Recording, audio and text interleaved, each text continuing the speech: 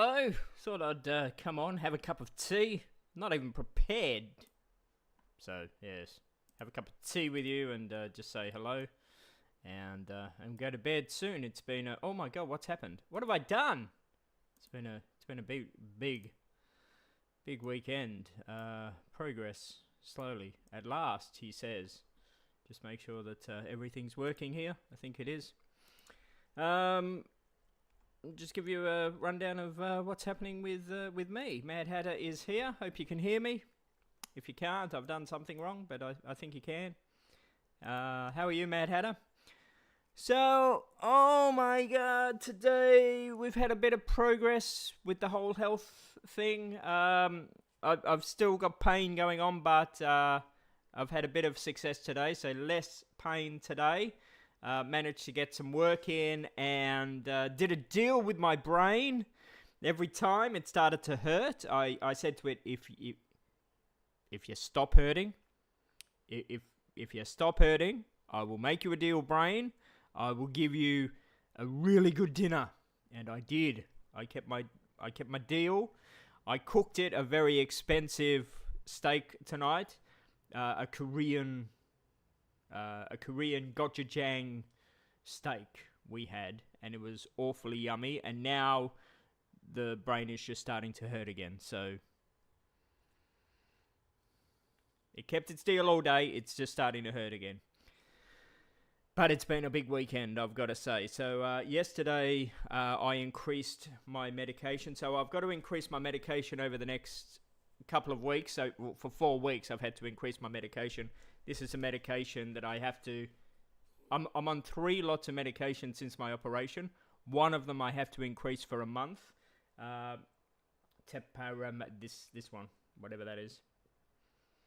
So I started with 25 milligrams. And the doctor said to me, "You are going to hate me."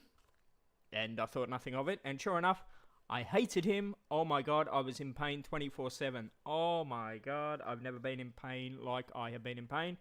So I was on 25 milligram for a week in constant pain. Then I had to increase it to 50 milligrams, and I was in worse constant pain for a week.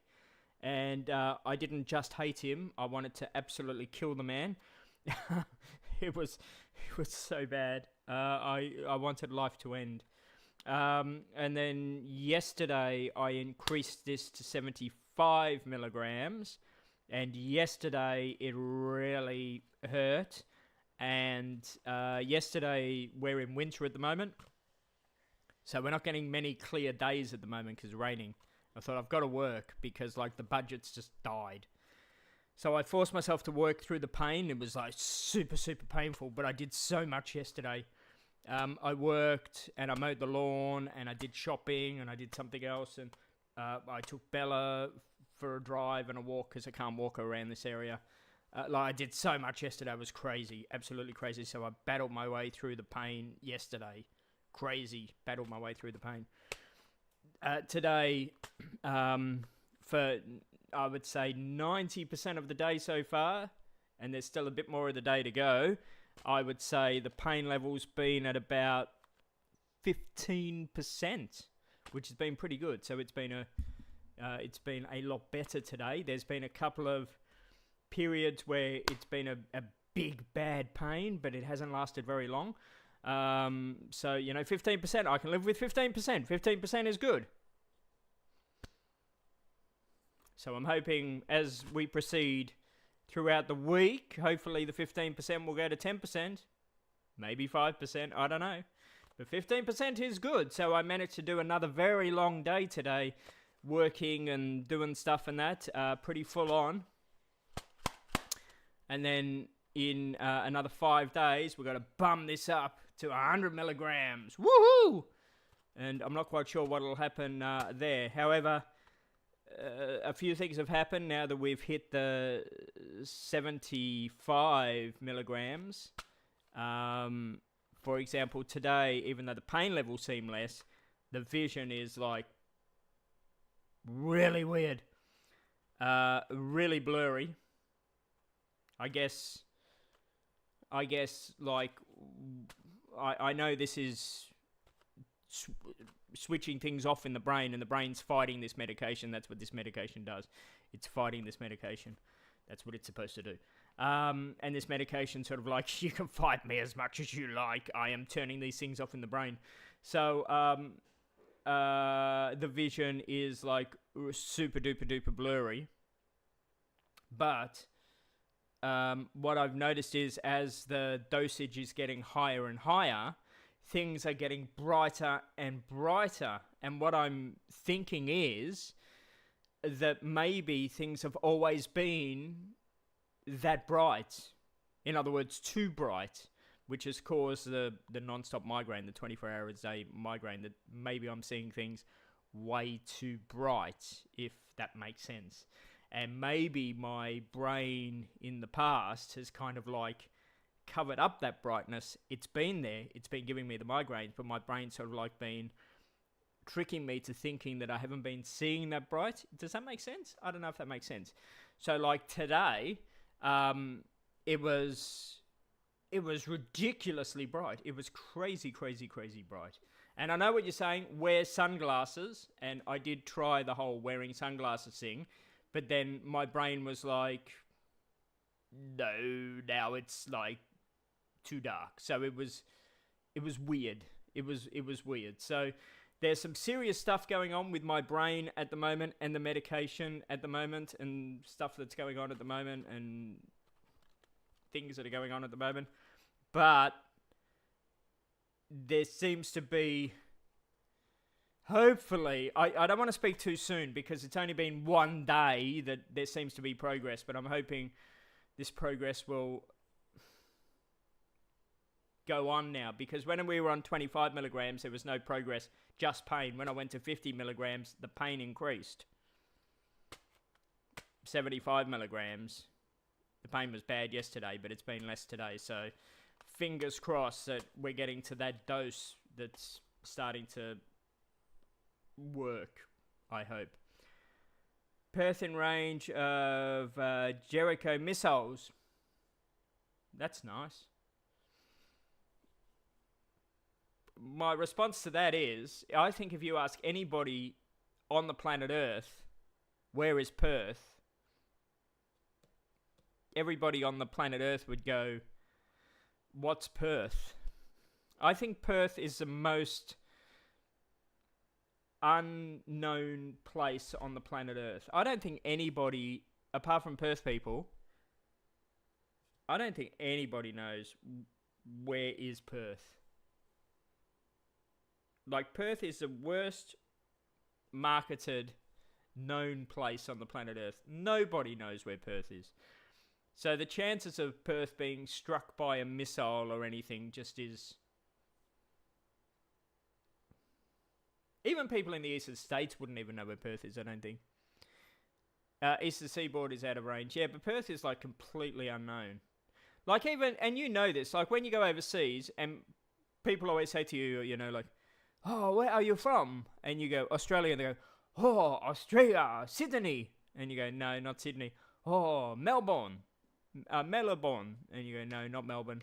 Oh, Brisbane. No. And then they go, and you go, Perth. And they go, oh, Perth. And you go, yeah, Perth. Oh, and you go, Sydney, Perth. Oh, you know, nobody knows where Perth is. So to have like a missile or something come to Perth is like, it's just not going to happen. Do you know what I mean? It's just not going to happen. You don't even know where Perth is. Nobody knows where Perth is, you know. Completely unknown. Anyway, if you do know people overseas, sorry, I'm just looking at my scarf. If you know anyone overseas, by the way, and you live in Australia and you're going overseas, when I went to Aldi today, they got a pretty cool little souvenir. G'day, Samtown. Pretty cool little souvenir. If you're going overseas, you know those mini blocks that you get? Sam knows the mini blocks. Rimaroo knows the mini blocks as well. But look at these. These are at Aldi at the moment. Look at them. Kangaroo and koala mini blocks. Aren't they cool? If you're going overseas. So I got some for some people that I have, because I'm going to the baseball. I'm going to the baseball when I go to Japan next month. Already got my ticket. So I got them for my friend in Tokyo from Audi. So they're pretty good, I thought. Koala and kangaroo. Russell is here. Where's the drop bear? Here's the drop bear. Ready? Koala. Ready? Ooh, drop bear. There we go. I just gave the update on how I'm feeling. So wind the tape back and you'll find out. Today I'm feeling better. I don't want to speak too soon though, but today I'm feeling better. But that's today. Hopefully, I managed to work today, but my vision is really not good. But if it's like bad vision and feel better, I will go with that. I will go with that. Because I felt really shit, I've got to say, over the past few weeks. Over the past few weeks, the pain level has been off the Richter scale. I think WA didn't want to federation in 1901. WA still doesn't want to have anything to do with Australia.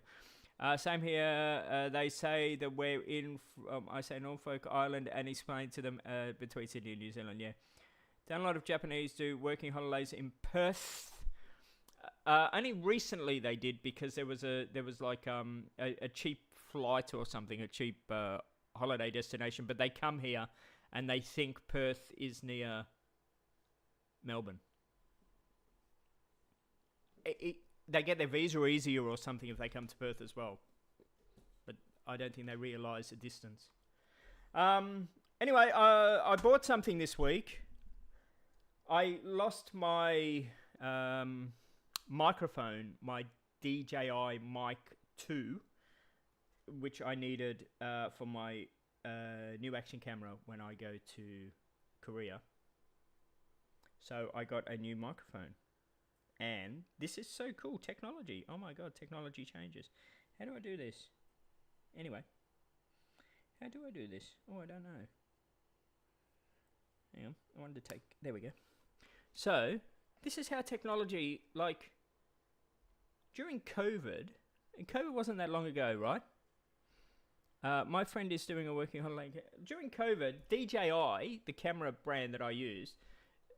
they went all out and like technology moved so very quick in like making things smaller and compact and like crazy in technology, right? Technology moved forward so quickly during the COVID years. It was crazy. So like during COVID, I got these things here, which was a DJI mic system, right? And we thought, wow, aren't these amazing? Look how small these are, these microphones and the little transmitter you got. Look how small this transmitter is. Fantastic, right? And we thought these were the bee's knees. And then after COVID, they brought out a DJI Mic 2, which was this size here, and you didn't need the transmitter. You could have got the transmitter, but you didn't need it. You just needed the Mic 2. And we thought, wow, this is amazing, just having this thing here, the transmitter. Fantastic, right? Anyway, I lost mine. This is a Mic 1, but anyway, I lost my Mic 2.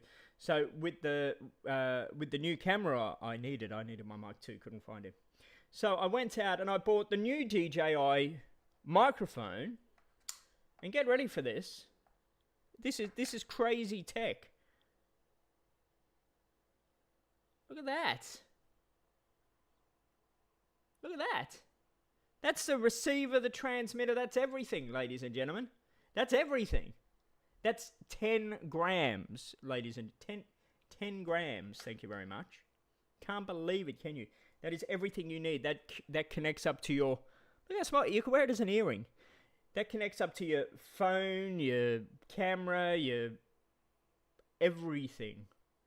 Technology, it's amazing, isn't it? And the beauty is, that's cheaper than what... they're getting cheaper. The latest technology, and it's cheaper. It's crazy. And the little charging dock is so cool. It's magnetic. And you know what's cool? This is actually... I don't know if Sam knows this. It's magnetic, Sam. So you can just... where is it? You can just click it on the side of the camera. Magnetic. How cool is that? How cool is that? It's magnetic. It won't fall off. But because I was worried about losing it, but it's just magnetic. And even with the charging base, so if I put the charging base in there, right, I can still click it on there with the charging base. How clever. Absolutely clever. And then they got a windsock. And the windsock clicks on. Nice and steady. There you go. So that's not going to fall off either. So a little wind muff there.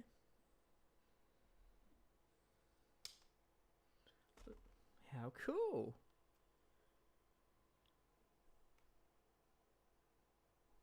And of course it can connect to your shirt. So it's got a little clip there that you can connect it to your shirt. So there you go. That's going to Korea with us. You have the mic too? Well, see, I like the mic too, but I lost my mic too. And I need the mic. So there we go. So I got that now. So that's my new little thing that's going to Korea with me, which will be updated on the website, ladies and gentlemen, the NipponPulse.org.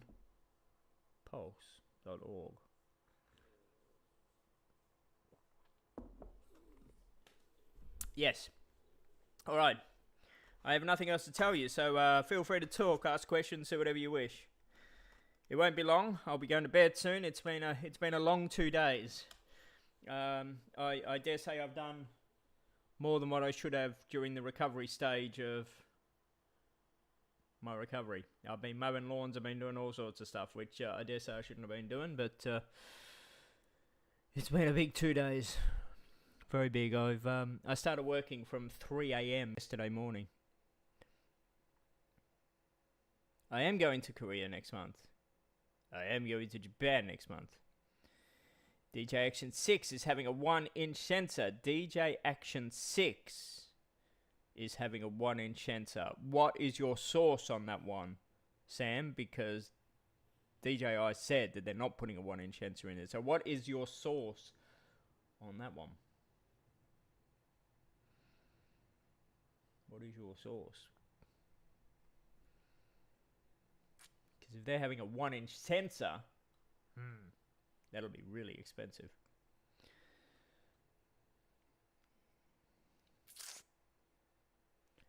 I am going to Korea, Japan, Singapore,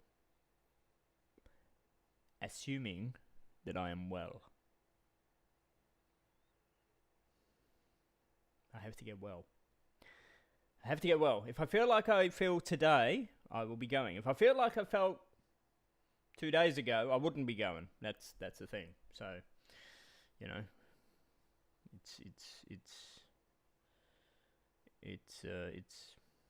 recovery phrase. Kimbap. I don't know what kimbap is. Did you hear that Hong Kong Airways, whoever they are, whatever airline they fly, they have stopped flying to certain parts of Japan now in preparation for the big one. The big earthquake that is earthquake and tsunami that is predicted to hit very soon. So they have suspended their flights now. I sent Mad Hatter the link, in fact. Let's find it now. No, I won't be eating sushi. Where is it? Messenger. Here we go. Mad Hatter.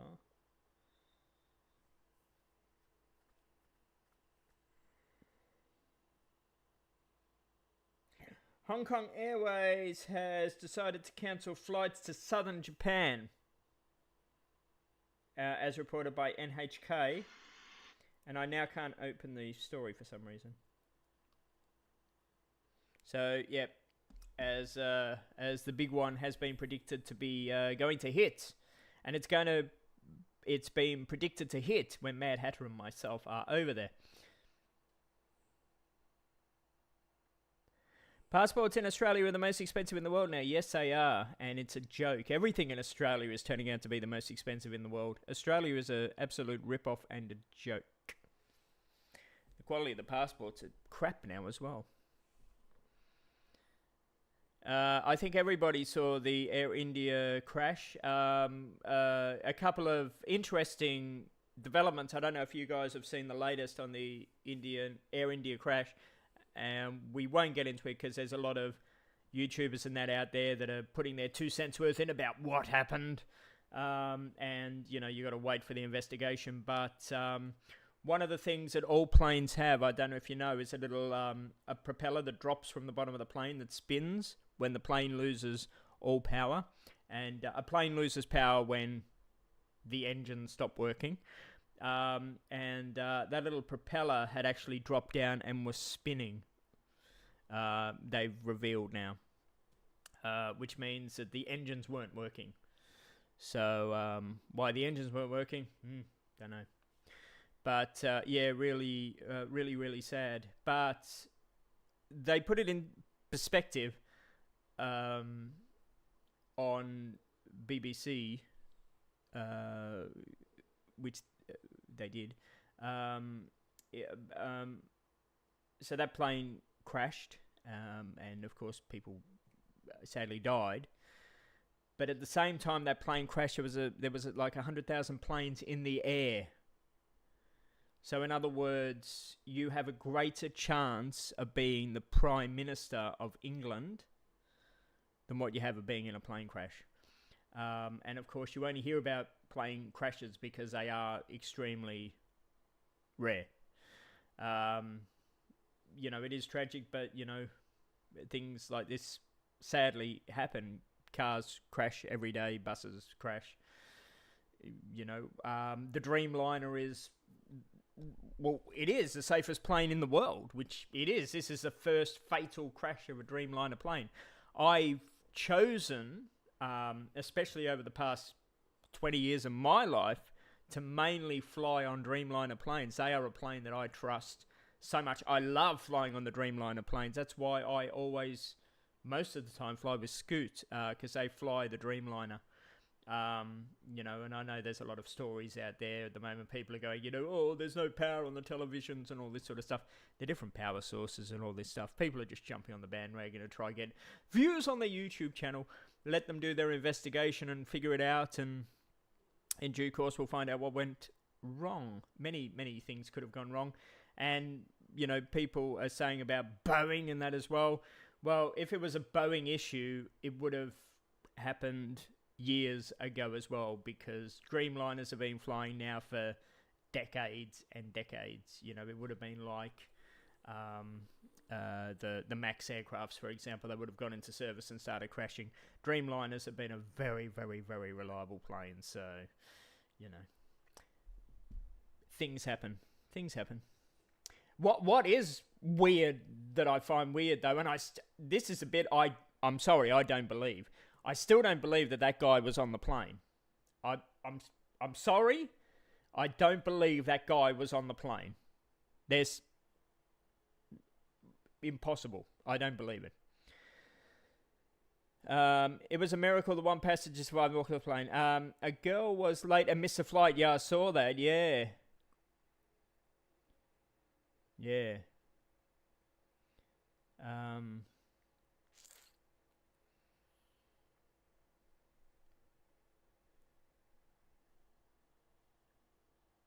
Yeah.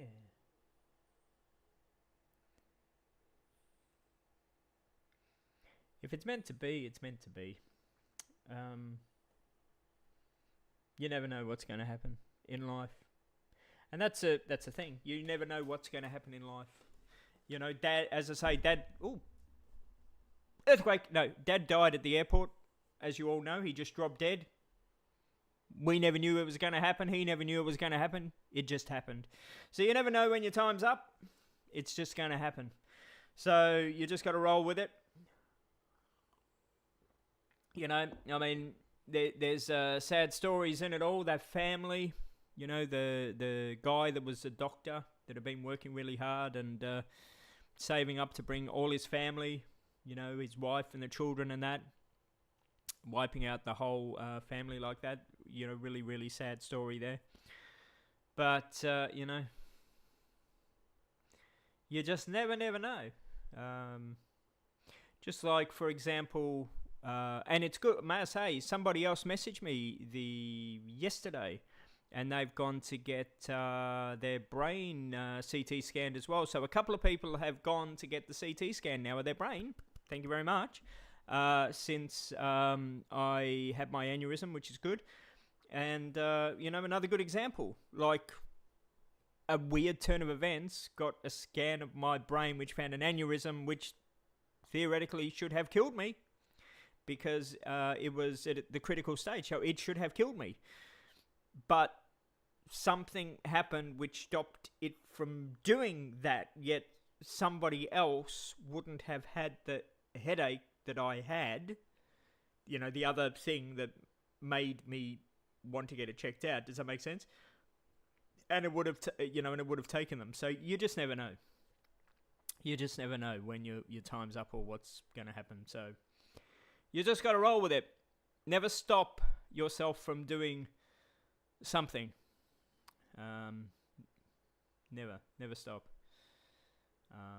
And never stop from wanting to do a dream.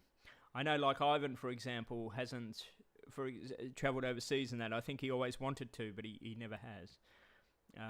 Just never got round to it. And, you know, not being mean or nasty, but again, you never know when your time's up. It could be like that. And, you know, if you don't do it today, you don't know if you're going to be here tomorrow and regret. Hey, Ben, by the way, sorry, yes. Hi, Ben. How are you, Ben? What's up, Ben? You know, I remember I was in the Air Force Cadet, all of us in Perth, when I grew up. When we went to school, we had to be in the Air Force Cadets on the Friday evening and on school holidays. So my sister was in it, all my school friends were in it, I was in it. Kind of hated it. But we were in the Air Force Cadets, and, you know, we had to dress up and, you know, the parade ground and march and all this. And on the school holidays, we would go on camp, and we'd go up in, like, Chinooks and Cessnas and Cherokees and, you know, all this sort of stuff. And I remember on one of the camps, we were up in a plane. I think we were up in a Chinook or something. And the pilot said to us, it was pretty cool. The pilot said to us, what do you think happens if the plane started falling to the ground? And of course, this is not a jumbo jet. A jumbo jet's pressurized, so you get a different feeling. We were just in a light aircraft, and we said, oh, you know, we'd be scared for our life, and we'd be freaking out. So we went up like this in Chinook until the engine cut out. You know, it cuts out because it basically drains of fuel and no oxygen. And then the plane started falling back like this until it turns like this, and then it starts to nosedive towards the ground, and then we were just plummeting towards the ground. And as we're falling towards the ground and we're seeing the ground coming closer and closer and closer to us, all we had was that feeling in our stomach of our stomach turning and tickling us. Remember in the old days? It doesn't happen in new cars for some reason. Remember in the old days, the old cars, when they used to go over the hill really quick and your stomach would go like this and it would really tickle you? That's what it felt like, but a billion times better. It was so funny as we were plummeting towards the ground. Oh my God, it was so cool. But of course, big jumbos doesn't happen because they're pressurized. Tired watching the ice hockey today. You're too stubborn today. Yeah. What's happening in Melbourne? Indigo?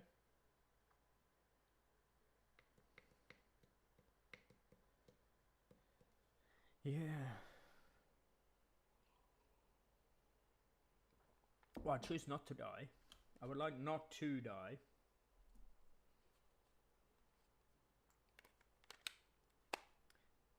Especially not before my holidays.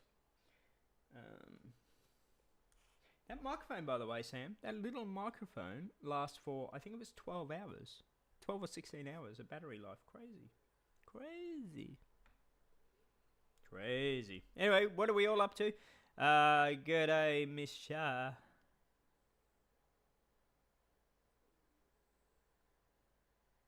Yeah. I have nothing else to tell you people. So you've got to talk, you've got to say something. Otherwise, I will go. I've got, if you're wondering why I'm sitting funny, I've got Bella. Oh, buddy. I was going to take her for a walk, and then the rain came, so she had no walk. Your brother plays local 20s AFL. Interesting, we've had 2 weeks now where North Melbourne have played their home games in Western Australia. Hello, Super, how are you? Yeah, North Melbourne must be short on money or something. They sold their home games to Perth. So yeah, 2 home games, North Melbourne in Perth. I'm considering doing the zip line in Perth as well. Can't really afford it, but I'm considering it. Thinking about it. Depends. I don't know. You're just frying mince for your dog. He loved it. Don't fry it all the time. Only fry it sometimes, because fried mince can give your dog cancer. Do you know that? Only fry it sometimes. Give it raw. I used to fry it for Hoppy Dog.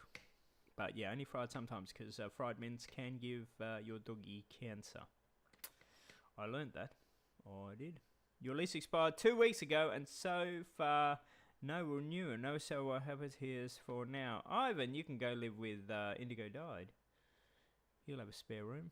Have a chat with him.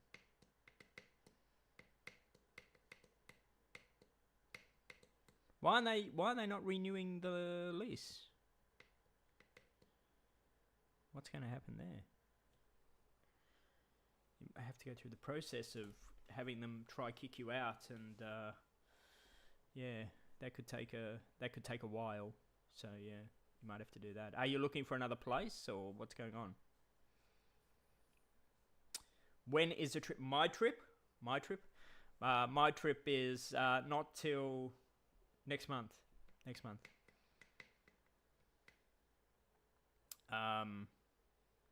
Yeah, if you don't have a lease, it's month to month. My trip's not till next month. I planned that I had at least a month recovery, just in case things went wrong, which I'm glad I did, because we were talking about this at the beginning of the stream. The effects that I've had with the medication has not been very good.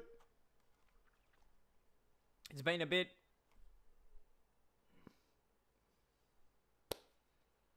So, yeah.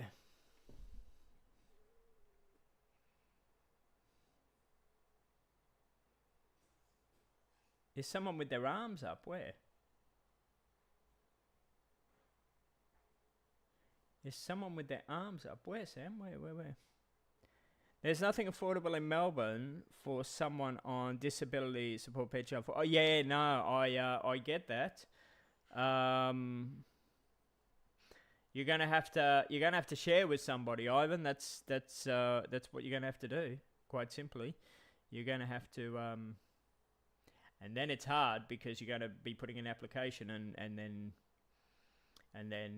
it's still gonna be very hard. So I think you're gonna have to look for either get somebody else and make application and both be on the lease, or just look for a room to rent. I know looking for a room to rent's not ideal, because then you're not really on the lease.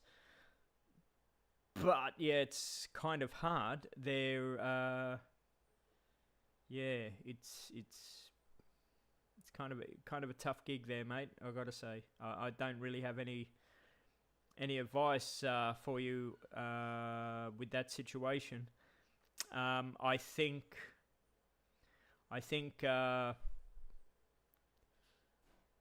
I don't really have any advice on you on that situation. The 2 L's. The 2 L's. in arms. The what?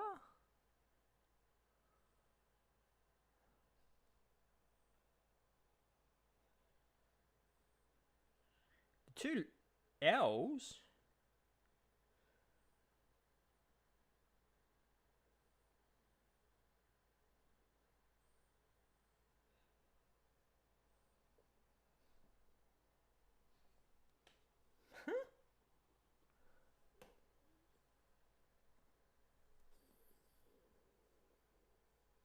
Explain that to me, Sam. Explain that to me. I'm a bit dazed. Blame it on the medication. Don't understand that one. Explain that. It's a bit weird. I don't get that. I don't know. My hair's looking red again, isn't it? If I have my head like that, it looks like I got hair. If I put my hair like that, it looks like I'm bald. Sam is saying, laughing out loud, looks like somebody with their arms up. Oh, okay, right, yeah, okay, got it now. Right, I thought he meant something in the room. Right, yeah, okay, got it now. Yeah. I thought he meant something behind me. Right, I got to remember, Sam goes off on tangents. Sam just goes places every now and again, and it's like, right, yes, I have to remember this. Okay, good, excellent. I could potentially have some brain injury after the medication and the operation. I've realised that that things are operating a little bit differently as of late. I've noticed this, by the way. I've noticed my I've noticed there's some differences going on up here of late. But, you know. But, yeah. There is changes happening in... so, yeah, I guess you realise this is actually... Do you realise this medication is actually turning off things in the brain? I don't know if you noticed that. This is actually turning things off in the brain. This medication. And I don't know if you also realise that the aneurysm is actually still in my head. So I don't know if you knew that. So the aneurysm is still in my head. The aneurysm is now draining itself. And it drains itself over the next 6 months. So it's draining itself around... Well, not in the brain, but not in the brain. Around the brain. In the brain. The aneurysm's on the inside of the brain, but not in the brain. Does that make sense? So, like, the brain has many, like, bits and pieces. So, and it's draining itself over the next 6 months. So as it drains itself, the blood is going through all the little cavities of the brain. Right, so the brain is getting weird sensations. It's relieving pressure off parts of the brain, but the blood's sort of going all over the place as well. Then this medication is turning off parts of the brain as well, which is then getting other parts of the brain to actually try and learn to compensate. And so there's a lot of stuff going on at the moment. Does that make sense? 6 months to drain, yeah. Through till November, at which point, so in August, I get another MRI just to make sure that it is draining, and then and I'm on medication all the way through till November, and then in November I stop the medication, and then I have another MRI again, and that should be my last MRI and my last medication, and then that's just to confirm that it's completely drained and completely gone. Brain rot. I have brain rot. Yes, I do. My friend did a podcast with Dylan Olcott. He's a wheelchair dude, sports person, who had sex in a restaurant with his wife, with his girlfriend, who is a porno girl, something or other. Really? So your head feels different? My head feels... a mess at the moment. My head feels really a mess at the moment, and my my head is fighting this medication, And as the doctor said, my neurosurgeon said, "You're going to hate me." And I do. I hate my neurosurgeon because of this medication. My neurosurgeon sucks because of this medication. Because that's why I'm getting the pain and the nausea and all the really bad stuff at the moment because of this medication. It sucks. But today progress. So my brain got a reward today. My brain got a beautiful steak cooked by me today, made with kimchi and garlic and ginger and all sorts of honey and light soy sauce and all sorts of stuff. Oh my God, it was so good. So there we go. Hopefully I could say where I am because it's very close to my school crossing job. I don't want to move anywhere else. Just say that to the landlord and negotiate. That's all I can say. It's very hard in Melbourne, Ivan. It's very hard. I can't.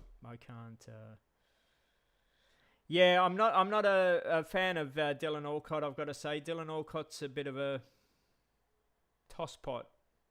When he gave the interview about what him and his porno girlfriend did in the restaurant and that, I lost all respect for the guy. And because there were children in the restaurant and that as well, and I lost all respect for the guy. Your head has always been messed up. It's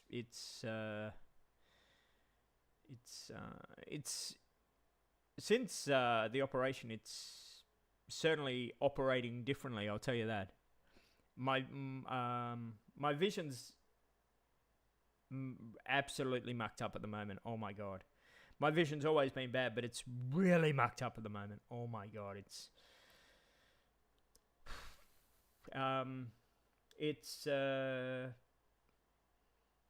yeah. It's more of a I wish they would have explained more of the rehabilitation to me rather than being, they were more like that, but yeah.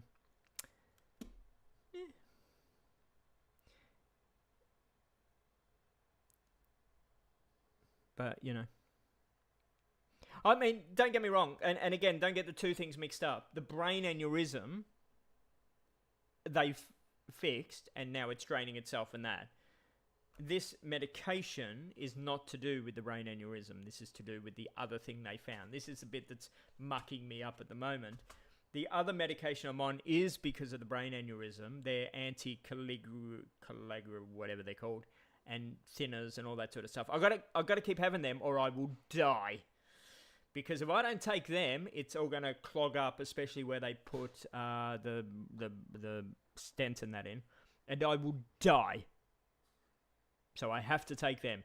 And all my paperwork and the medication boxes and that, it says, do not, under any circumstances whatsoever, miss a dose. And if this medication runs out, do not even consider trying to make an appointment with your doctor and waiting to get a new script. You get to a hospital immediately and get them to give you another dose of this medication. So, right, this medication is like, okay, I've got to take this medication every single freaking day until November. Right? Okay, got to do that. So, yeah, but this is mucking me up medication. This is the giving me the shits medication. But we're getting there. I don't have a great sense of humour with this medication, though, may I say. So don't try me.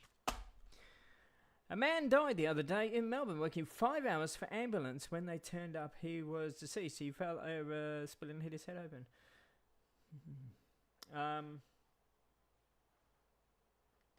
It's really weird. I'll talk about the hospital system here. I know it's a mess all around Australia at the moment. I know it's a big mess in Melbourne. But when I went to the Midland Hospital here in Perth, it was a mess, as like you're explaining it in Melbourne, with hospital ramping and people in the hallways, and just a disaster. But there were ample staff. There were loads of staff.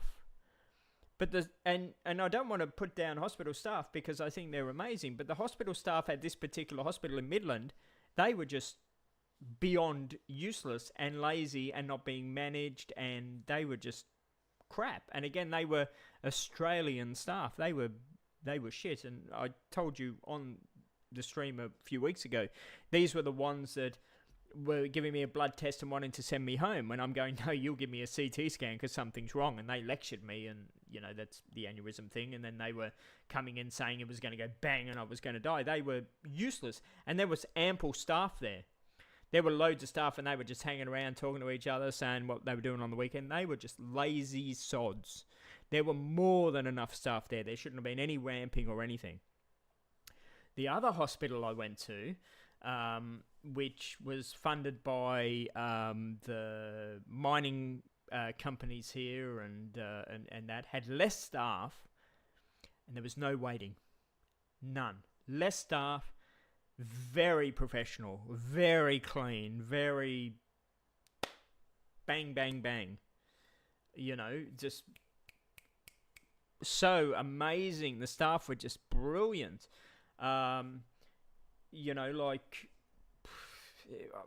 Worlds apart, absolutely worlds apart. So I don't think that the hospital systems in Australia are as bad as what we are all led to believe. They are highly funded. They have the money there. They are just badly managed.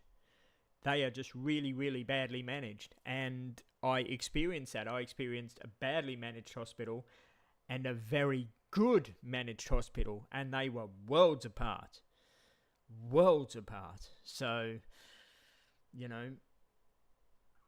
and that's the thing. I mean, if you write to your local government, which I did, your local member of parliament in this, they're just useless. You get the stock standard cut and paste answer back. Nobody's accountable. That's the problem. And then you go through 50 million layers of management and that. When I wrote to Midland Hospital, the manager wrote back to me and he didn't even read my letter. He gave me a cut and paste answer back, and it was like, you've not addressed a single thing that I wrote in the thing. He was the manager of the hospital and he didn't, so nobody's accountable. If people were accountable, it wouldn't be as bad as what the system is. It really wouldn't. So the system's broken because nobody's accountable. If people started getting sacked again and people were monitored for performance and disciplined and all this, the system wouldn't be as bad as what it was. Look how much money is going into the hospital system. Actually, have a look. You'll be quite amazed. There's a lot of money going into the hospital system. Oh, Melbourne's broke. Melbourne's a mess. Melbourne's a schmozzle. Melbourne's been bankrupt for decades and decades and decades. But again, it's mismanagement. It's mismanagement, and it's corrupt. Melbourne's so corrupt. When you do build something over there, you're paying top dollar for it. I mean, and you're ripping off the world anyway. Look, you were having the Commonwealth Games, then you screwed the world over, and now the world's paying for the Commonwealth Games, and you screwed over, and you're paying for the Commonwealth Games because you've had to pay a fee for cancelling it. You had to pay millions of dollars. ABBA Voyage, you signed on the dotted line for ABBA Voyage, then you cancelled it. Now you got to pay millions of dollars for that as well. There's other events in that you signed up for that you cancelled. Then you sign up for things with your metro system, which is just a joke. You pay squillions of dollars for a second-rate product. Melbourne's just a corrupt joke. It's all to do with unions over there and mafia and underworld, and it's just a joke.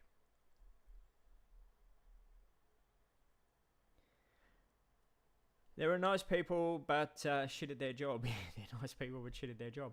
because they get away with it. That's the point. They get away with it. They're allowed to get away with it. You know, at the shit hospital in Midland, I met a couple of nice workers there. And you felt really sorry for them because those couple of nice workers, they did work their ass off, but they were doing the work for all the other people as well. And they got the same pay. They were doing the work of 4 or 5 other people. They never got paid anymore. And you knew that, you know, a year down the track that they were going to either quit the job or end up like the other worker as well, because they just got fed up of doing the other person's job for the same amount of money. So, yeah, you know, it's all to do with morale. As I say, the other hospital I was in, they were magnificent. And the nurses and that at the hospital I was in where I had my operation, they were sensational. They were just so good. And they were so happy. And even when they were talking with one another through crew changes and that, the morale was just amazing. Absolutely amazing. You know, and nothing was too much for them. Nothing was too much for them. So yeah.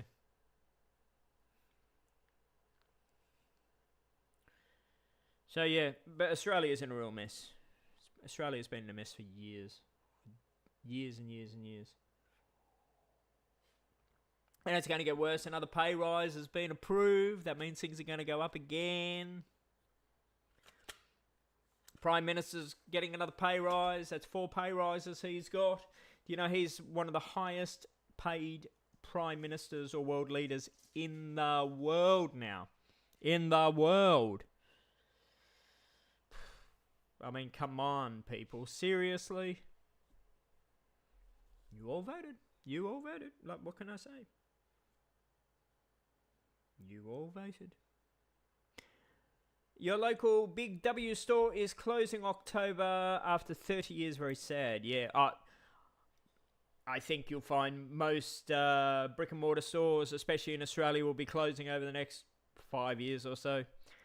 They can't compete with online. I do pretty much all of my shopping online these days now.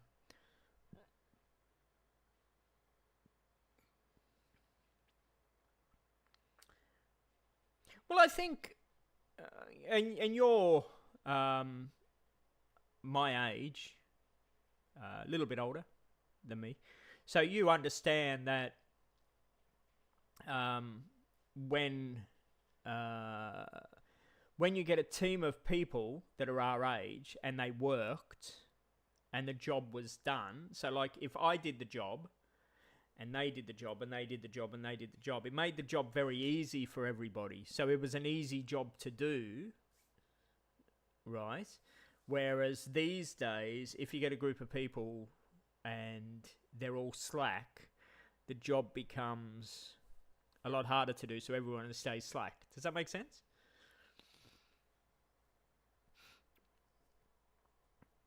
So, yeah. And then they employ more people and employ more people and employ more people. And then get more management and more management. I remember, like, when I was on the trams, when I first started on the trams, we had one boss. One boss. And that one boss dealt with, I think it was 2,500 workers. And then they divided us into different teams, and we became something called a TA. And out of a TA, there was 90 TAs. 90 TAs.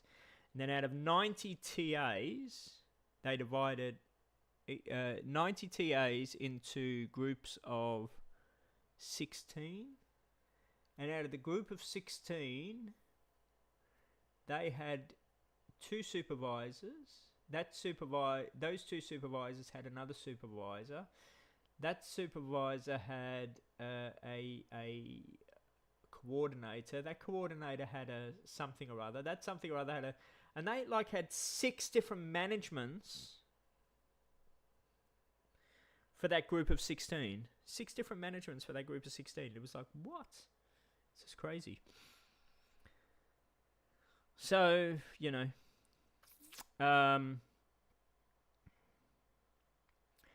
Yeah, so I think most retail in Australia will end up closing because, yeah. I hear Kmart's going to reinvent itself again. Kmart's the only one that's kind of sort of surviving. They're going to rebrand itself again to be more like Temu.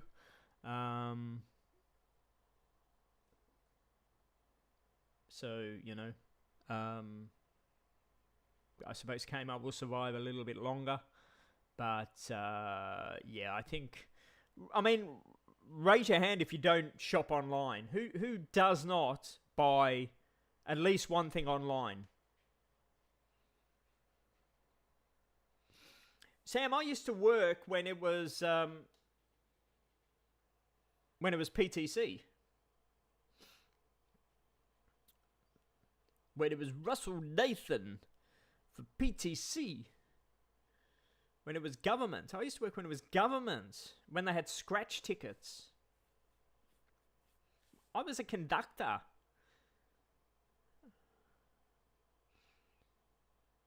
No, I was after the Met. I was PTC. So after the Met, it was a PTC. Sorry, this would mean nothing to any of you apart from Sam and I. So PTC, and then I was Yarra Trams the whole way through. So I was never Swanston Trams. No, I was Yarra 1, then I was Yarra 2. Yes, online shopping is killing the stores. You're correct, Mark. It is because it's cheaper. You get what you want, and a bigger selection. You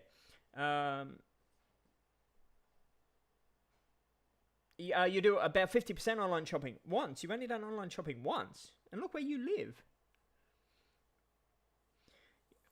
You try to buy online. You try to buy in person if possible, really. But you buy fashion. So I suppose fashion's different because you got to try the fit and you want to feel stuff like that. Scratch tickets, they will only be scratched if you saw an inspector. Yes, I've got some unscratched tickets somewhere in one of my boxes. Yes, and I used to be a real pain because if I saw somebody with a scratch ticket, I would punch them with my punch. Video killed the radio star. I like buying in person. Yeah. See, I will still buy at JB Hi-Fi because they will always drop their price. Always. But I will always buy it. I will always negotiate the price online. If you're overseas and you're wondering what JB Hi-Fi is, it's an electrical store. So I will always negotiate the price online with them and then go in store because you get the better deal then. So I'll never pay normal price at JB Hi-Fi.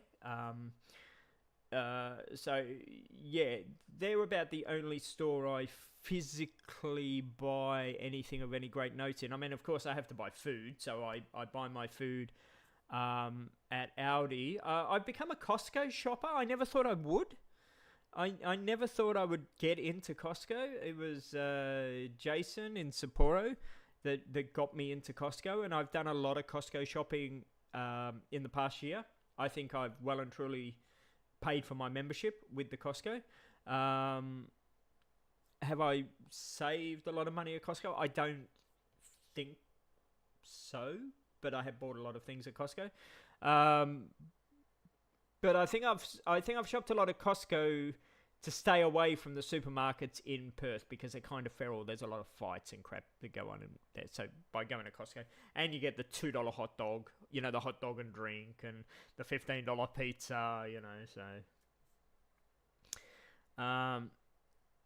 Melbourne has the highest fare evasion on the planet. That's fact. Melbourne is the highest fare evasion place in the world. Have to when getting out at Southern Cross. Hello, David. Buses are the worst. Most Australians don't give a shit. Don't give a shit on what Costco has the best soft serves ever. Never tried their soft serves, really.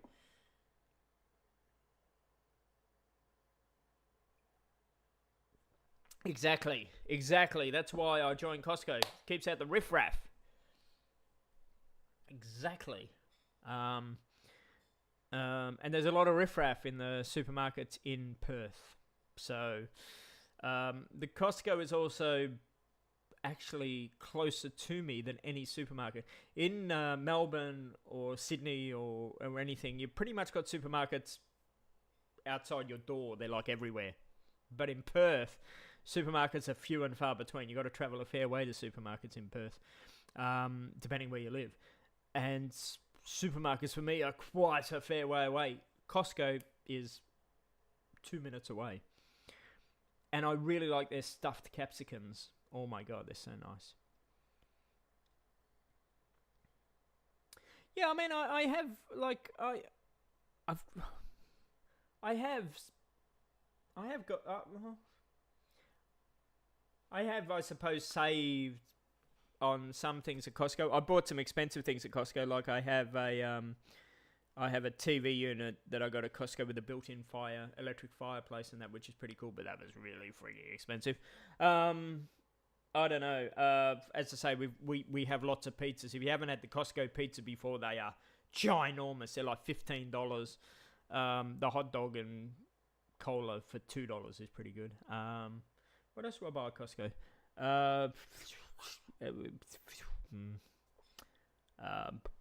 Cheesy Mite Scrolls are cheap at Costco.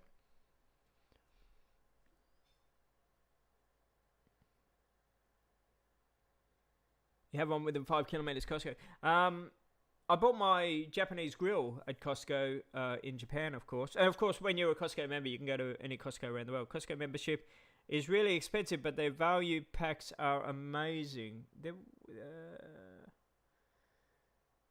Yeah.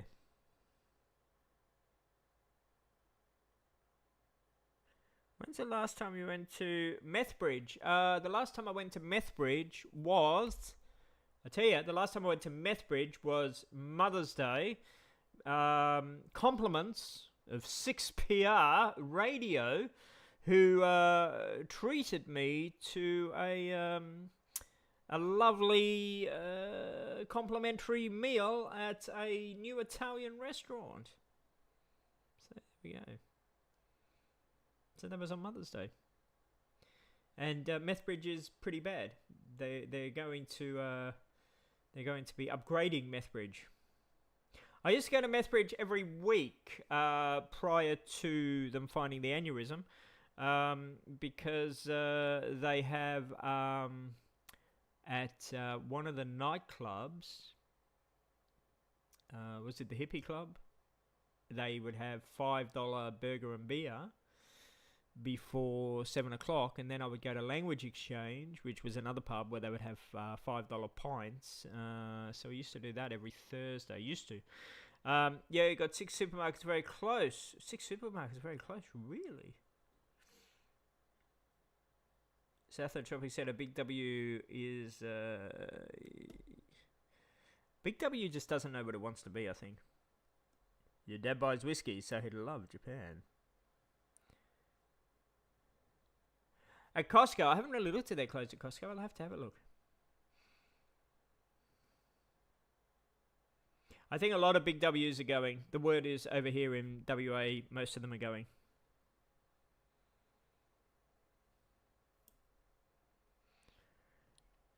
Well, I mean, Costco is good if you want to buy in bulk. So, you know.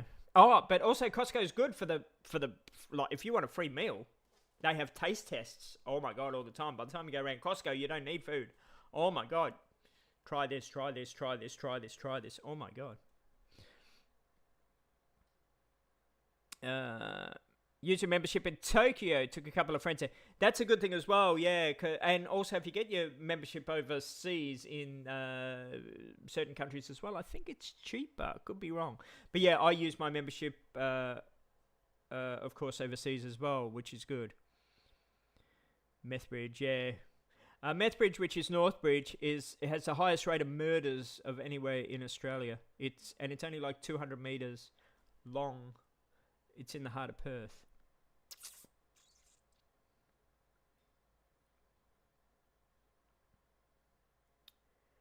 Have they still got the one at Waverley Gardens? Li Jing Earn. Hello, can't read that. Do it in English. The hot dogs. Yeah, I hear the hot dogs are going up in price. $2 hot dog and drink. That's pretty good. So that alone is worth the Costco membership. $2, get you a hot dog and unlimited drinks because you can fill it up. And the hot dog, you can get relish on it and onion and mustard and sauce and that. Yeah, I've had my fair share of Costco hot dogs, I tell you.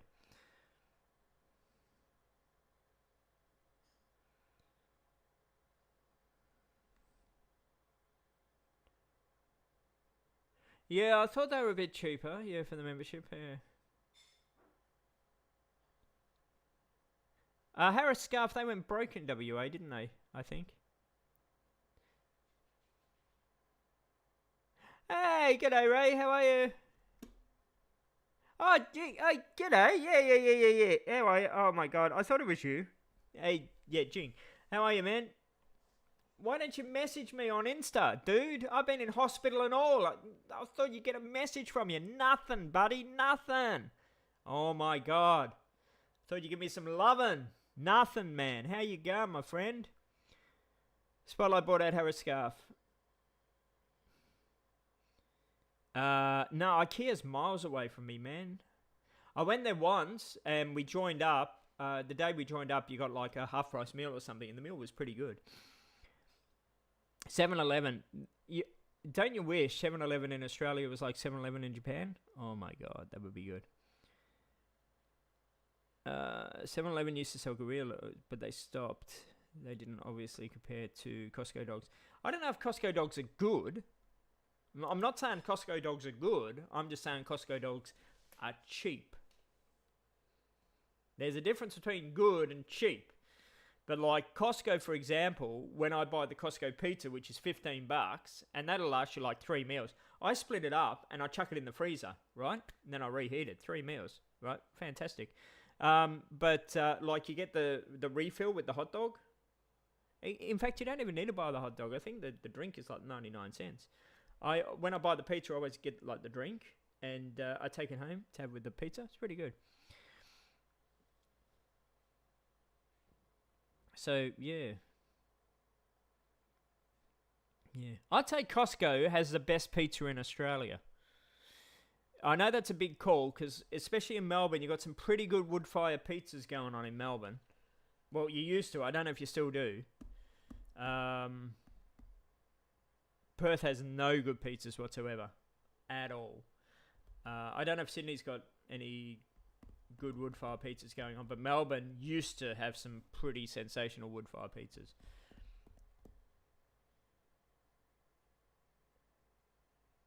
Yeah, I've seen them in 7-Eleven in Perth, but that's it. I mean, it's still a long stretch away from being like 7-Eleven in Japan. You know what I mean? But yeah, you're right. They've now taken them over, but it's still a long way away from being, fried chicken and the like.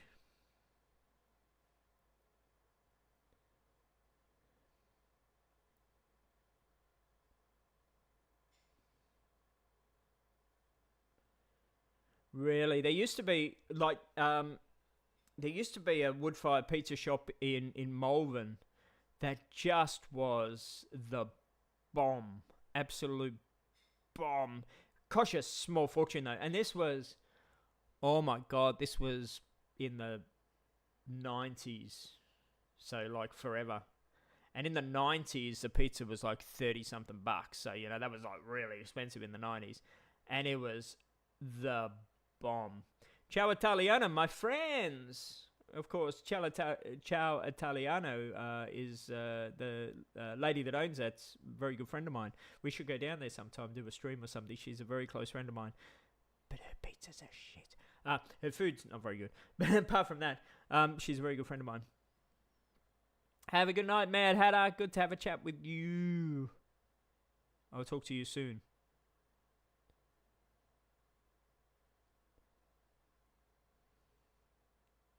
Woodfire is still so good. Okay.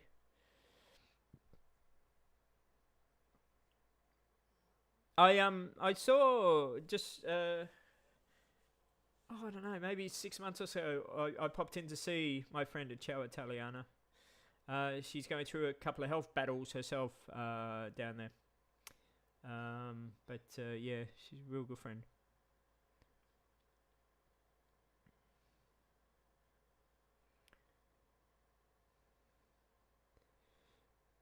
Yeah, but I suppose if we get all this Japanese stuff and that over here, then we wouldn't want to go back to Japan, would we? I don't know. I'm looking forward to go back to Japan, he says. Well, I'm going to the baseball. Bought my ticket. Nearly had a heart attack, though, when I bought the ticket. I didn't think the ticket would cost as much as what the ticket did. But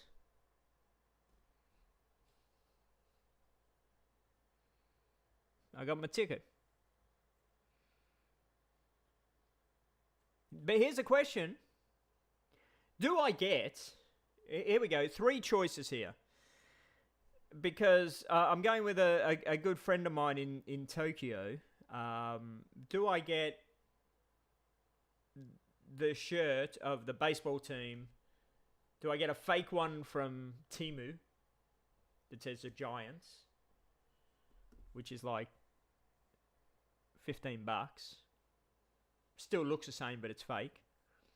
Do I get the original shirt at the baseball with no player name on it that says Giants, which is like $50, and support the team? Do I get Giants with a number on it for a player and pay like $80? And I don't know the player, so I don't know what number to get. Or do I get a shirt with my name on it and pay $200? What one do you think? There's a lot of Japanese shops in Perth now as well. Yeah.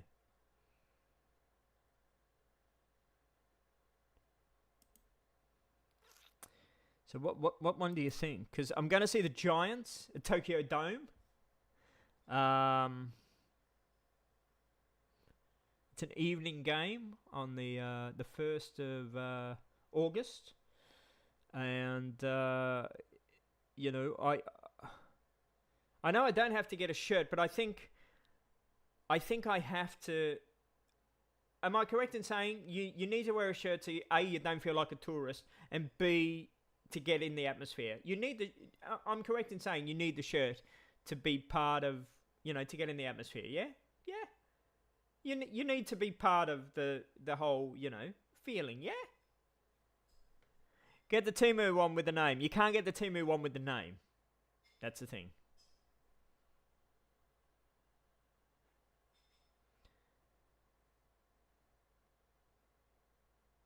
Well, you can get a Temu one with the name, but I don't know who the names are. I don't know if the players are retired or that. I can't get the Temu one with my name. So I can get a Temu one with a name, but the name may be a dead player or wrong spelling or something. I don't know. Wrong number or something. So I don't know. And also, the Temu one, even though it looks identical to me, what if the Japanese look at it and they go, he's wearing a Temu one? That's insulting. Might be boring watching the game, just drink plenty of beer. I am not allowed to drink at all with my medication. I am a teetotaler now, 100%. I am not allowed to drink. Mark is now a non-drinker.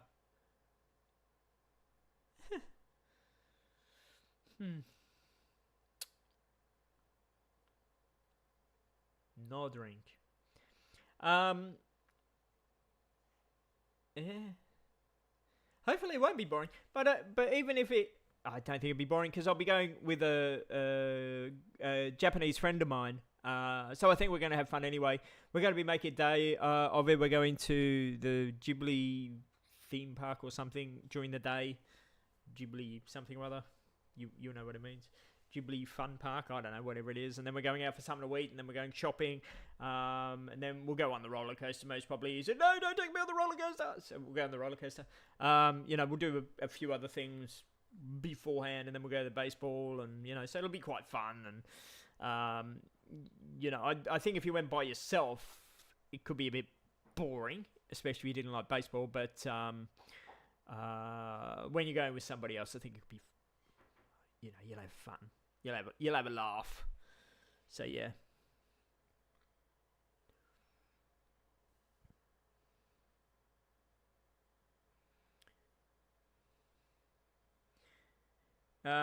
You are collecting the Asian boys from each Asian country. No. This friend of mine was in Perth, but now they're back in Japan. In fact, most of the people I know were in Australia and now back in Japan. Good night, Ivan. Thank you for joining us, Ivan.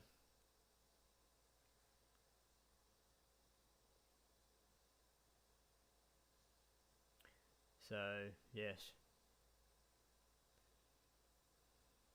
And then the other decision I have to make, which all depends on budget and depends on how much I can work and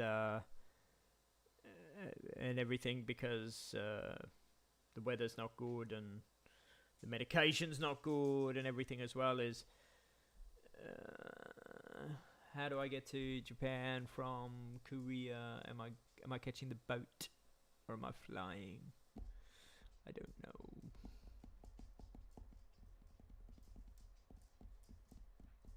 I'm not a big sport fan. I find sport as interesting as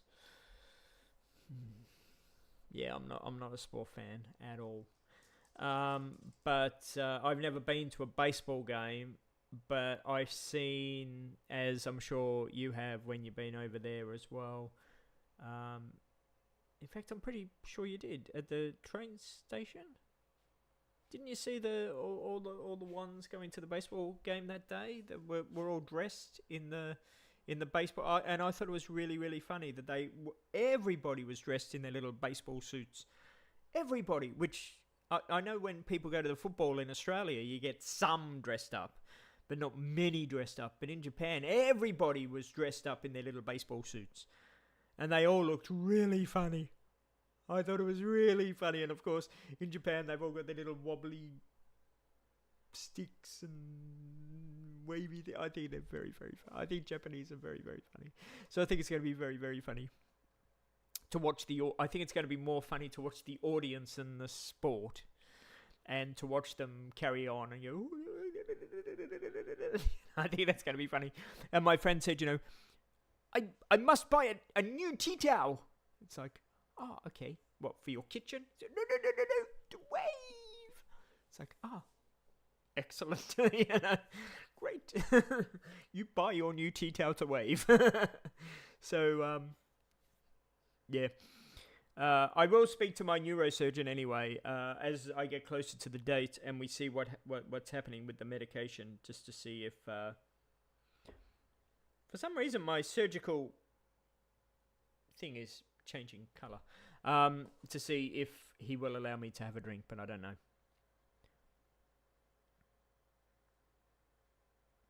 I saw a truck that said Monster Energy. Look, it's. I don't know if you can see it. You most probably can't. There, it's more. It's showing bigger. Anyway. Yeah, but I'm not a sports person. I think baseball might be a bit more interesting though. I went to the football once. I found that boring as batshit. And the field was so big, which was a problem as well. When we went to the football, the game was right at the other end of the field for the whole game. I couldn't see anything. It was like, why are we here? I think baseball might be different because it's like directly in front of you. Do you know what I mean? Like, batter up. Batter up. Batter up. I don't know. And I think baseball's a quicker game as well than football. I think baseball's over in like a couple of hours. Do you know what I mean? Which is a hot dog and a... Do they have meat pies? I don't know. You know what I mean? I'll take the camera. By the time I've taken the camera and taken some shots and that, it'll all be over with. Yeah, and being Tokyo Dome, I think that'll be pretty cool as well. And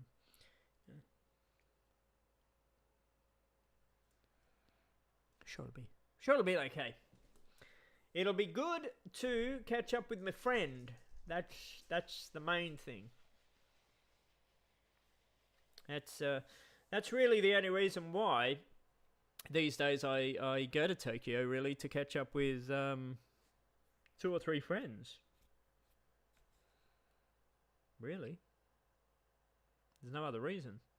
I can't think of anywhere I want to go there now or see. Nothing really I want to see. No.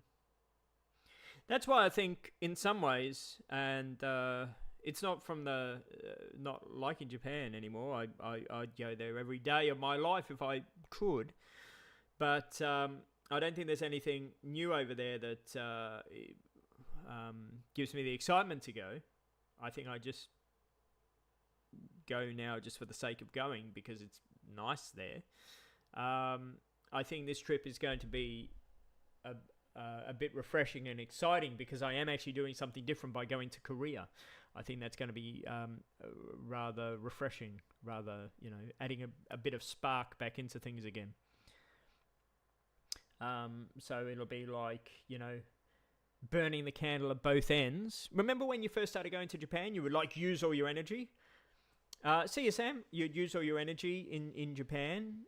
So I think I'm going to be doing that now in Korea, burning the candle at both ends, and then going to Japan and just chilling and getting the energy back again. So I think it's going to work out really good. Yeah. I think that's going to be really good. I don't think I'm going to be traveling anywhere in Japan as such that I know of. I don't know. Depends on the budget. It depends how the medication works. It depends what the weather's like. It depends on if I can work and the medication. And yeah. We will see. Time will tell. Border Sapporo? No. For the past 4 or 5 times I've been to Sapporo, I haven't done anything new that I've been to Sapporo at all. I just wake up. I just do the daily thing there. Not bored of it, but I don't do anything new there. Haven't done anything really new there, But you enjoy getting up, walking as you do, getting your coffee, getting your meal. So, yeah. It's nice, but I've done it.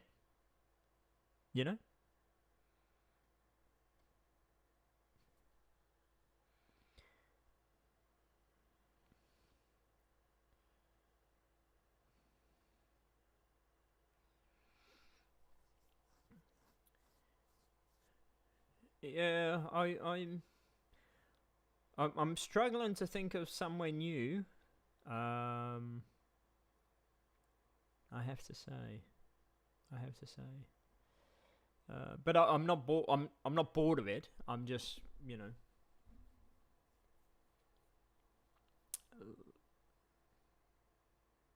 Takamatsu is waiting. Yes, it is.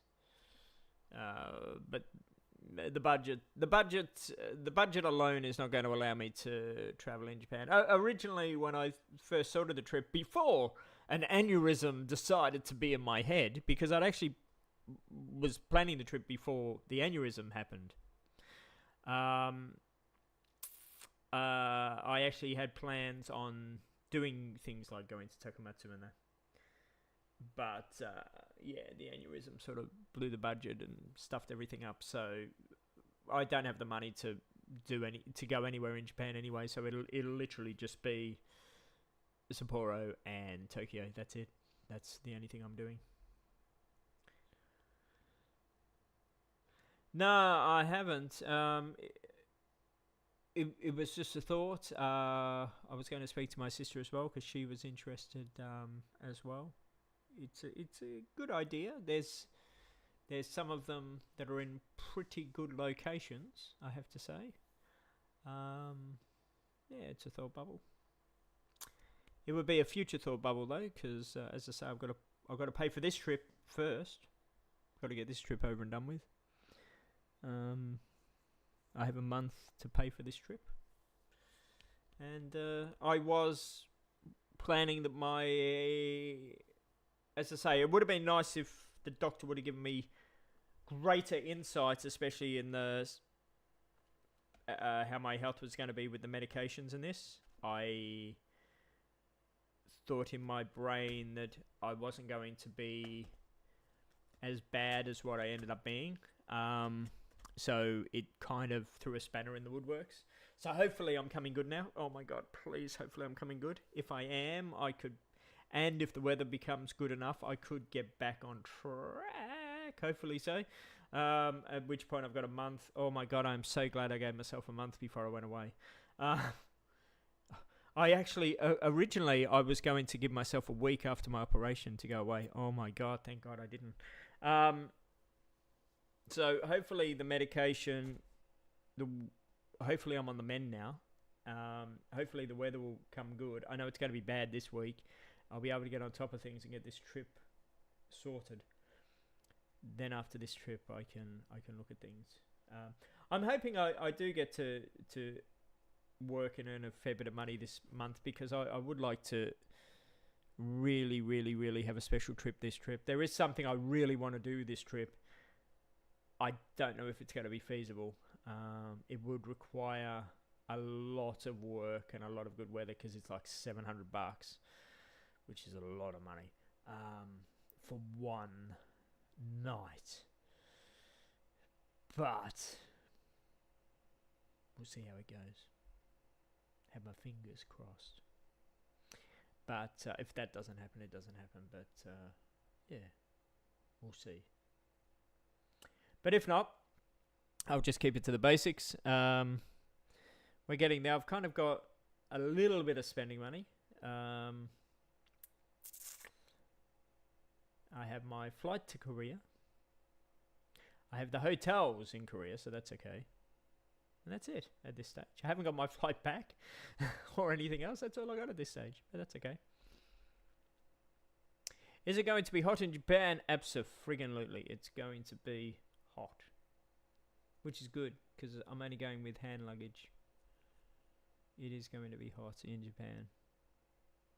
And because I'll be there, it'll be even hotter, which is good. Yeah. Actually, I'll tell you the thing. If I get to work a lot, if I don't get to do it this trip, I'll do it next trip, but we'll see. So from Korea, I was looking at, there were, my friend, the one to go to baseball, he's stuffed me up a bit, because originally I was going to catch the JR ferry, and I think you all know that I've done the JR ferry around Japan before. And the JR ferry around Japan is extraordinary. Everybody should do the nighttime ferry around Japan. They are just brilliant. But JR does a ferry. A lot of companies do ferries, but the JR does a ferry from Korea to Japan. I was going to do that.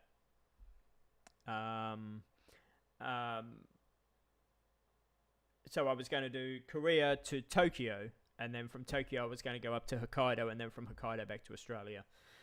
But then, because my friend could only get tickets for the baseball on the 1st of April, I've got to do it the other way, which is I've got to go from Korea to Hokkaido and then down to Tokyo and then back to Australia, which is kind of a pain. However, what I saw was, and it's really frigging expensive, it's like $700. Oh my God. But I saw this and I thought, wow, like, I would really like to treat myself after the whole brain aneurysm thing. I saw this in hospital, in fact, the night of my operation. I thought, wow, if I live through my brain aneurysm, I want something to really treat myself, something really, really special. And there's this company that does this mini deluxe cruise. One night cruise. One night, one day. That's it. And it goes from Korea to Osaka. And it's a deluxe cruise. So it includes all your food and everything. You get a private bedroom. As I say, all your food and that included. Little gift bag on your bed, your bedroom with private balcony, everything you would expect of a full cruise, but just in one night. So you get on and it's got the departure party where you get the champagne and you get to go up on the deck, and there's a leaving party, even though nobody's seeing you leave from the dock because it's only a one night thing. But they do the whole experience of a full-blown cruise on a one-nighter. And I thought, wow, that just looks so cool. Absolutely so cool. So they just spoil you for one night. It's just a whole lot of fun, but an expensive load of fun. And then the little gift bag has like souvenirs of the boat. You know, you get like a little charger, you know, with the boat on it, and you get a few other things with the boat on it and everything. And I thought, wow, that's what I want as my gift for living type thing. So yeah, if the weather comes good and if my brain becomes good and the medication starts working and I can work really hard, that's what I'll be aiming for. If I don't get to do it, oh well, in the future I can look at that type thing. And I know it's like hell overpriced. It's ridiculously overpriced. But I thought that's just something really, really, really, really, really special. Really special. And like, I've been on a crap cruise ages ago, like a P&O cruise out of Sydney, and P&O cruises are just like backpacker horrible things. Never go on a P&O cruise. But this looked so much better. And it looked like one of those really ritzy cruises, you know, when you got on there and they were handing you the champagne and, you know, everybody was mingling in the lobby before you went up to the deck and everything. And I thought, wow, this looks like so nice. So yeah. That was my little wish before my operation. But anyway, we'll see how we go. Japan in July. Yikes. Oh my God. Well, that's when I climb Fuji. Yeah, yikes. Are you going to hard off or book off while you're in Japan? I always go to hard off. I've never bought anything ever in hard off. Ever. I just go there to have a look. Never bought anything from them at all. It's junk. It's rubbish. But I like having a look because they have just some funny stuff there. Book Off. I bought a couple of bags in Book Off before. Yes, a couple of bags I bought in Book Off before. But yeah, I always like to have a good hard off when I'm in Japan. Yeah. And my last trip, I was very popular in Japan. Yes, I was. Need I say more?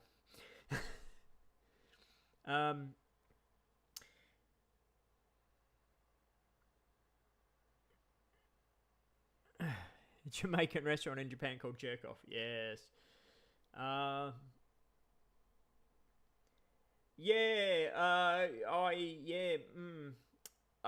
don't know if all of you have been in Japan in the summer. It was a big mistake of mine, especially doing the whole Fuji thing. I go for the hard off. Christmas was very good for the hard off, but anyway, that's another story. The summer was a killer. It was a real killer, I've got to say. I never experienced such heat before in my life as I did then. And yeah. I never want to see Mount Fuji again in my whole entire life. Ever. All I can say is thank you. I must thank. Where is it? It's here on my table.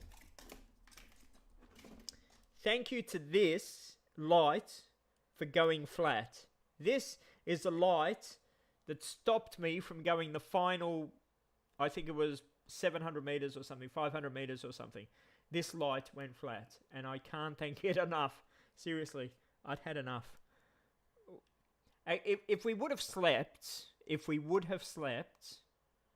We had no sleep whatsoever. It was an absolute rort. We were so fatigued from having absolutely no sleep. Cost us a fortune to stay there. Absolutely no sleep. The tourists, the English tourists, were just absolute pigs. If this light would have kept going and we would have had sleep, it would have been not a problem. But we were just so fatigued. Just had enough. Absolutely just had enough.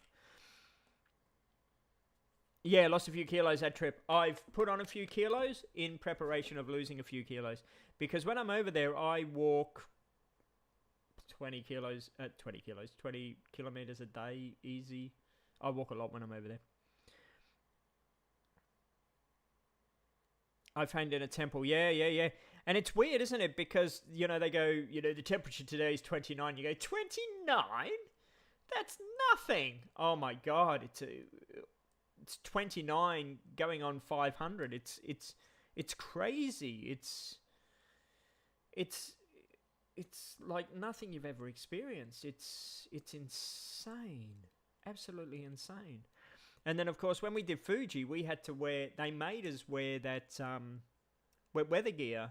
And so we were basically wearing a sauna. And the first bit, it was so steep, we had no like in Japan, on flat ground in the summer, there's no oxygen, is it? There's absolutely no oxygen. We're going up here, there's no oxygen, and we're sweating like pigs. It was a killer. It was 36, felt like 52. There's just no oxygen. Absolutely no oxygen. The only place in summer that I felt I could cope was Aomori, because there was that wind that was coming, off the bay. But everywhere else was just a stinker. And I know that the locals were brainy enough not to be doing what us tourists do, and that is gallivant outside for miles and miles and miles and miles. But when you're a tourist, you have to wander outside for miles and miles and miles. You can't be just, hanging around inside all the time. But it was a hell of a trip, I've got to say. It certainly knocked 10 years off my life. I've got to say, it was a killer. I went through so much Pocari sweat during that trip. It was crazy. I had a backpack, bladder backpack, one that was just full of liquid, and it had 15 litres, I think, of Pocari sweat in it. And I didn't realise. Should have realised. So it was frozen before we started climbing Mount Fuji, and I thought I'll freeze it for two reasons. It'll keep me cold, and as it slowly defrosts, of course, I'll have Pocari sweat. But the pressure from Mount Fuji made the bladder burst, and all the Pocari sweat covered my body, and it was sticky, of course, and it was horrible. So I had sticky Pocari sweat all over my body climbing Mount Fuji. It was horrible. It was really, really horrible, people. Really horrible. So that was my experience. But hopefully I'll have a better experience when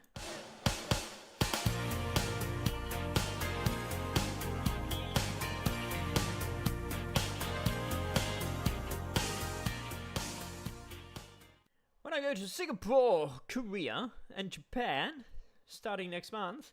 And you will only be able to see it on the website NipponPulse.org. It will not be on the YouTube. It will not be on the YouTube. It will be on NipponPulse.org. So there'll be videos on NipponPulse.org. There will be photographs on NipponPulse.org. And there will be blogs or vlogs or whatever you call them on NipponPulse.org. So make sure that you go there now and bookmark it, or you keep checking it, because everything will be on there rather than on the YouTube. That would be greatly appreciated, he says. I'm about to go to bed because I've had quite a successful day with my pain levels, which is good. I'm about to take another medication. It's just a stopover in Singapore. A day. I'm going to stay a day. Rather than a stopover, I'm going to stay a day so that I can get down to Marina Bay. I haven't been in Marina Bay for a while. I want to just go down there and just haven't been down there for a while. So just go down there for a day. That's it. So yeah, you can do a lot in Singapore in a day. So yeah, that's about it really. Just that's it. In Korea, it's kind of like changing by the day. Korea was originally 1 day that went to 2 days, which went to 3 days, which has gone to 4 days, which is now 5 days, which is potentially a couple more. Anyway. So, but you know, it'll all be on the website in no particular order, he says, and there's a couple of things that'll be on Perth on there as well. So it won't be updated like every day, because with the YouTube thing, see, it had to be like done every day. If I do something in Korea today, for example, it may not show today, but you know, like when I go back to the hotel type thing, in a day or 2 days time I might upload something, so you know what I mean. So that's the thing with the website, just keep an eye on it and it'll be like updated here and there type thing. And yeah, that's what's going to happen. Keep your fingers crossed, everybody, for me, please, that today was not just a once off, that tomorrow I'm going to be sick as a dog again. Pray that this medication is doing its thing and tomorrow I've got another good day coming, which will be great. Yeah. Have a good night, all of you folk, and until we meet again, be good. I'm about to have my tablet. Now let me tablet on here to prove to you that I'm having my tablet. There we go. My pathetic little tablet. Wherever you are in this big, wide, wonderful world, have a good morning, afternoon, evening, or night. See you both, because I think there's only 2 of you. No, there's 3 of you still here. Indigo, David, Misha. See ya.